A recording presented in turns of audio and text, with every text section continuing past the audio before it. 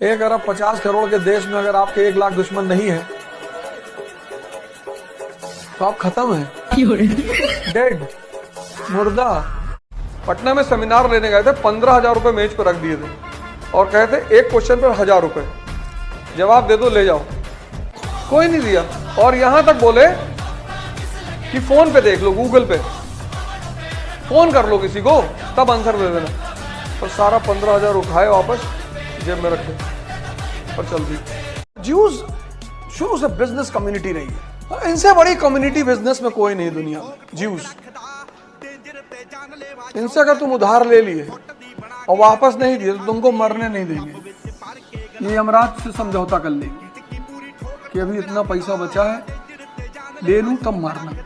राजा राजा में ही शादी करेगा, तुम आईएएस बन जाओगे, तुम भी आईएएस से ही करोगे। कल तुम आईएएस जाओगे वहीं लबास्ता में शादी करोगे। वहां राजाओं में कोई राजपूत और हिंदू और मुसलमान नहीं होता। उमर अब्दुल्ला को देखो, उनकी बहन ने हिंदू शादी की, उन्होंने भी हिंदू शादी की, क्योंकि वो राजा है। राजाओं की जाति धर्म वर्म नहीं होती, ये तो भिखमंगों की होती है। अब तुम स्टूडेंट की स्टेज में हो, कॉम्पिटिटर की स्टेज में, अब तुम पूछो झूठ बोलना की चाहिए कि नहीं। तुम्हारे झूठ बोलने से सूरज पश्चिम से थोड़ी निकलेगा। तो गर्लफ्रेंड होनी चाहिए कि नहीं?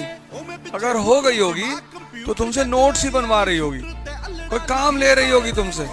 ग्रुप बनाओ, नाटो वाला, नाटो जैसा ग्रुप बनाना, यूएसएसआर वाला बनाना, मरे पिछले लोगों का ग्रुप। हमारा 11 लोगों का ग्रुप था इलाहाबाद यूनिवर्सिटी का, 9 उसमें से प्रॉपर आईएएस, 9, एक एनडीटीवी में है, एक यहाँ है।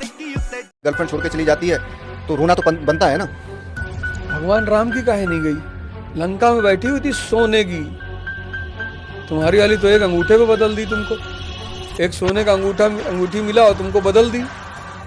और अगली लेडी सोने की लंका में बैठी हुई, यानी उसको इस बात का एहसास था कि ऐसी न जाने कितनी लंकाएं मेरा पति बना के उठा के दे दे। खाने को रिलीजन से जोड़ दिया। मुसलमान गोश्त खाता है, कहाँ लिखा है? कहाँ लिखा, दिखाओ। अरे नहीं भैया, कहाँ लिखा है, दिखाओ।